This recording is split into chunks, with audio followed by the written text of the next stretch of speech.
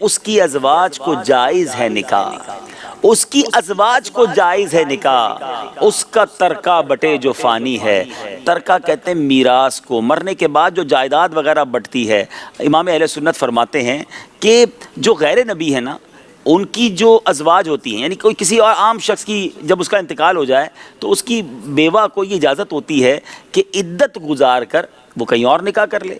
لیکن انبیاء کرام اور بالخصوص امام الانبیاء صلی اللہ تعالیٰ علیہ وسلم کی کسی بھی زوجہ محترمہ کو نبی پاک کے دنیا سے پردہ فرمانے کے بعد بھی اجازت نہیں تھی، اور یہ بہت شاندار دلیل ہے۔ ایک وجہ تو یہ ہے کہ پیارے آقا کی ازواج مومنین کی مائیں ہیں، اور دوسری بات یہ کہ جو دنیا سے چلا جائے اس کی بیوہ کو اجازت ہوتی ہے۔ پیارے آقا تو قبر میں حیات ہیں، تو حیات جو ہوتے ہیں ان کی تو ان کا رشتہ باقی رہتا ہے، تو نبی پاک علیہ الصلوۃ والسلام کی ازواج کا رشتہ بھی نبی پاک سے باقی رہا، تو پھر نکاح کیسے ہو سکتا ہے؟ اور ترکہ جائیداد بھی اسی کی بٹتی ہے جو دنیا سے چلا جائے۔ میرے آقا قبر انور میں حیات ہیں تو آپ کا ترکہ بھی تقسیم نہیں ہوا، آپ کی جائیداد بھی نہیں بٹی۔ تو یہ دو ایسی شاندار واضح روشن دلیلیں ہیں کہ انبیاء اور بالخصوص امام الانبیاء اپنی قبر منور میں جسمانی حیات کے ساتھ موجود ہیں، تو عام لوگوں کی جو ازواج ہوتی ہیں وہ دوسرا نکاح بھی کر سکتی ہیں شوہر کے انتقال کے بعد،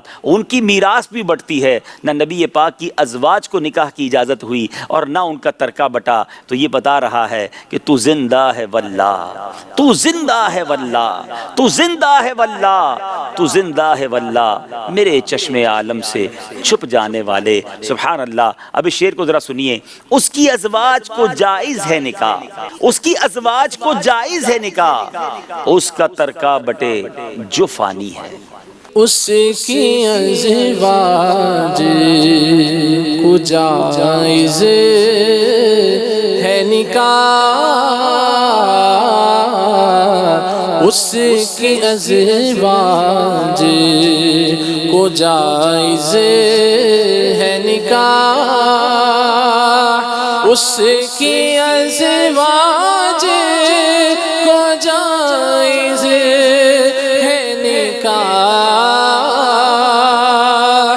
اس کی ازواج کو جائز ہے نکاح، اس کا ترکہ بٹے جو فانی ہے،